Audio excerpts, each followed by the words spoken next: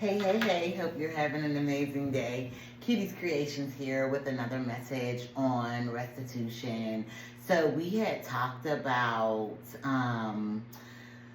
different things with the restitution, with the $2.9 million, with the education, which is quality education for free. The judicial system being more fair and not skewed towards harming us with the laws.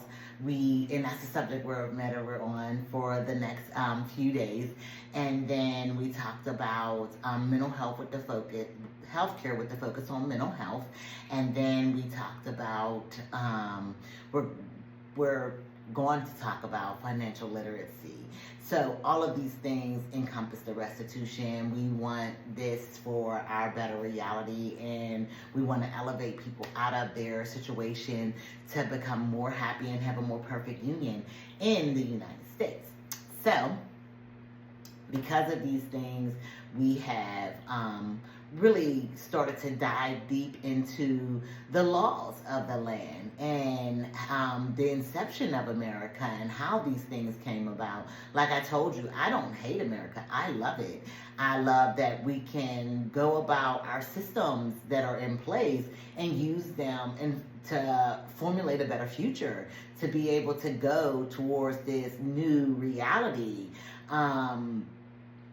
So there's not a lot of countries that have democracy because people want to be the final say in other people's lives. And in America, you can actually create your own reality and make sure that there's not one person. There's multiple people. There's millions of people who say, like, this is what we want, and you can actually get it. And I love that about America.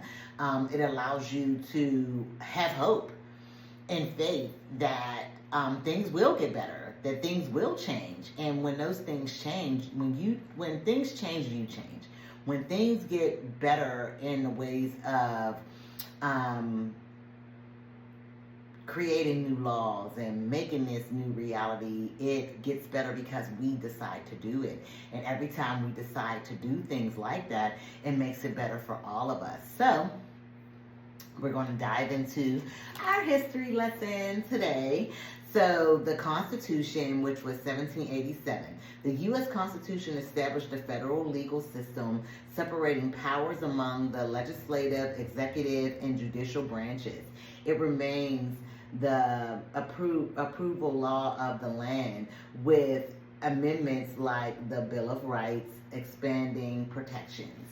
So when they created the Constitution, it became our playbook for how our laws are made. And then it allowed our branches of government to work separately so they can work cohesively.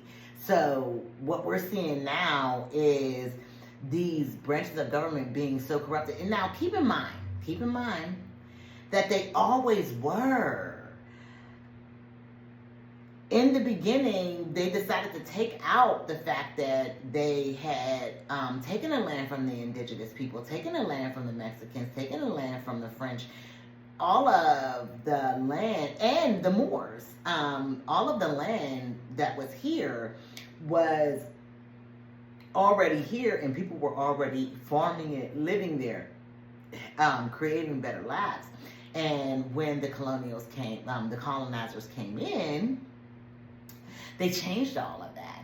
But they're only recording that change. Like, this is what we were doing in our lives, and then this is how we changed it in our lives. But they don't really talk about how it affected everyone's lives that were already here, or that wanted a piece of the American dream as well. And when they created the Constitution, they made it and drafted it from their point of view. But the best part about the Constitution is that it does encompass all of us. And you can make amendments to it, and those amendments can be what we want, how to level that playing field and everything in our judicial branch. our judicial branches.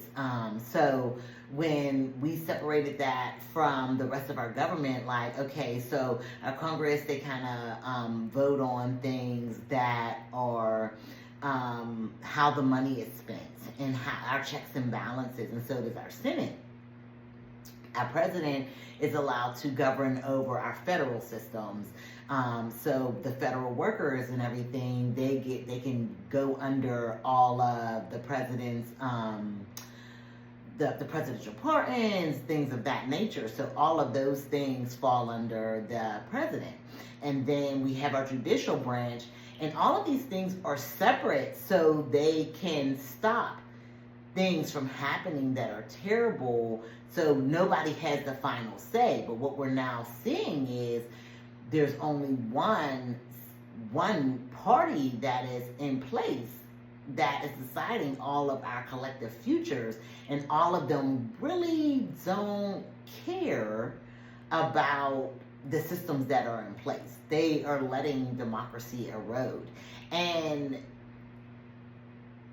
it's weird because there's not one person that has lived in America right now that is not seeing democracy. It's been here for us and in play for us all of our lives.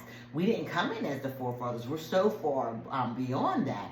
And now we're fighting for something because people have forgotten what it was like to live under someone that was just the final word, but they're now quickly getting what that looks like. When someone wants to be just the last say and everything, they will do away with our education system. They will do away with our Senate and our judiciary system, because a monarch, one person, wants to be in charge, and all of these things make it, all of the branches make it to where there's not one person in charge. Okay, so if say Congress doesn't do what they're supposed to do, then the president can do things.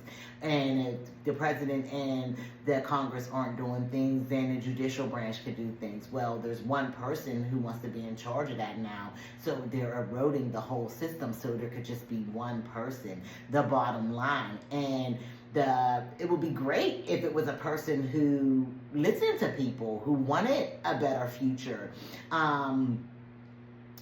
The type of leadership that we're seeing right now wants to go back to where we were before, in those early days of America, where the slavery was still in inception, where we put out or unalived our foreigners, where we have put the proverbial foot on the neck of all the workers, and it's not okay. And no education, the gap between the rich and the poor is getting bigger, because the person who's in office doesn't want these systems. They want it to where they can keep getting richer and the poor keep getting poor, so they have to depend on that rich, and doesn't understand that these systems are in place to elevate us, to give everybody a shot. That's a part of the American dream. But when you have it where one person wants it just for a certain people, then that's not going to work for democracy, because democracy doesn't fuel just one person. It fuels millions, 300 million as a matter of fact. So we're stepping away from what our founding fathers had in mind. And keep in mind, adversity is where you grow. You don't get to the space of comfortability without it. So if you want to be comfortable, you gotta go through something to get there, because you got to know what the dark is before you can get to the light. You got to know what it takes to get to a more healthy space, a more perfect union. These things are battled out with opinion, and there's plenty of details in it, and sometimes we don't get it right, but that's the best part about it. Our systems are in place. So eventually we can change them. We don't have to stay in that space if they don't work for people. And that's the best part about this democracy thing. But when you have one person wanting to take that away, and in the beginning it wasn't just one person, it was multiple people who wanted to create this better life, to create this idea of America. It just happened to not be skewed towards us. I think the idea was great, and I continue to think the idea was great because it allows people to have freedom and liberty and justice and all these really great things in their lives that will, like enhance it. But when someone doesn't have you in mind from the very beginning, you have to really look at how we are crafting these things, and we are now seeing that in full form. What you are fighting for, what is important to you and your family, what do you believe? And it's crazy because the way these systems are brought about, they don't usually have to encompass so much hate and aggression towards their fellow citizens and the citizens of the world. The idea of America was supposed to be a very beautiful idea of justice and the balancing of the scales and freedoms that you weren't allotted back then. And now we're seeing that again, and we have to go and fight for it again. We have to know what was important to us. We have to know that we believe in a different system that we are being given. And it's really weird because we never had to do this before. We read about it and we say, oh, that was great that they wanted and everything, but we're so far away and removed from it, and now it's starting to come that full circle. I didn't know we were going to be having these cycles again. I thought we were going to be fighting new things like taking care of our environment, getting us more just as in African Americans, getting laws that are better for foreign, for people who come in that are foreign from other countries. We have systems that are in place that can make these things better, but now we're still fighting the old fights of our forefathers of whether freedom is going to be allotted to everybody, whether we take the land from the people who have lived here and who have contributed in. It's really sad because women are now fighting for their rights, and we've already had that fight. So we are having this experience through our breaking down of our system. And our last protection is our judicial system, and they're now trying to erode that. So we have to really work really hard right now to not only start to build in the right direction, but to put a Band-Aid on the bullet wound that's just bleeding out so we could be able to move in the right direction.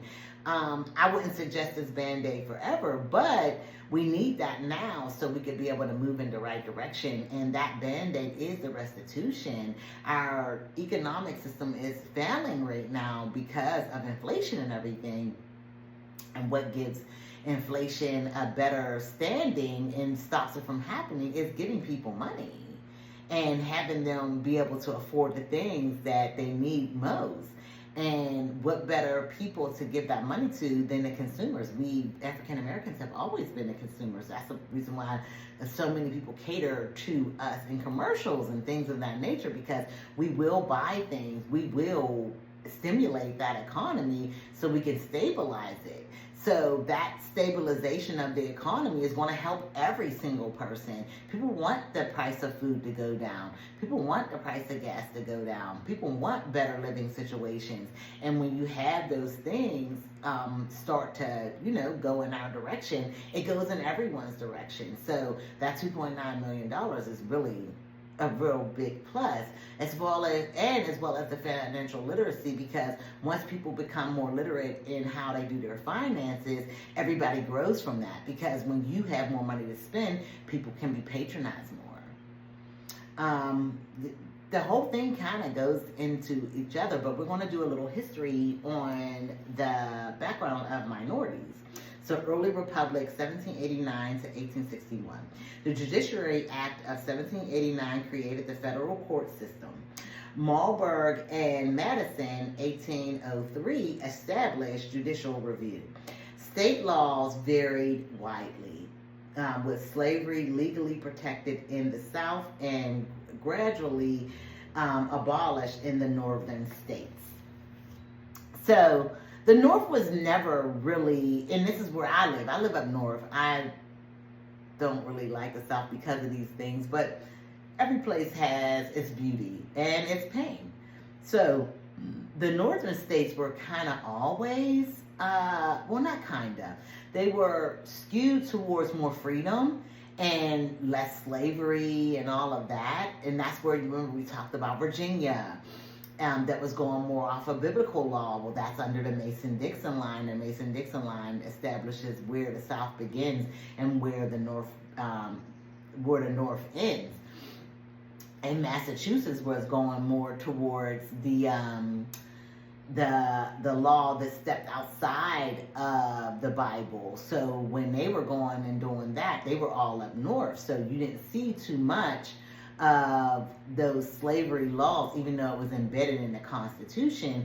People were willing to give people freedoms because of these laws, because they were saying, like, we don't want that for us. We want something different for our states. And they started to skew towards that. Like up north, there's so many powwows, and powwows are usually like gatherings for Indigenous people because they didn't believe in killing them. They wanted treaties. They wanted more freedom for people because that's what we were going towards, not going towards more restrictions.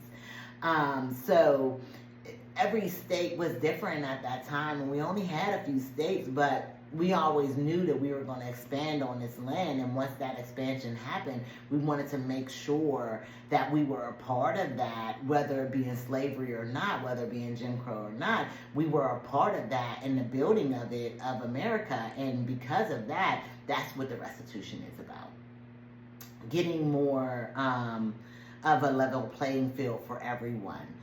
Not just African Americans, but Indigenous people, foreigners, LGBTQ, IE, plus, just every single person that encompasses this land has the right to experience liberty, has the right to experience freedom, has the right to not experience discrimination. So once we start moving towards that, and once we start getting these things in place for every single person, man, woman, and child, we are going to create a better union.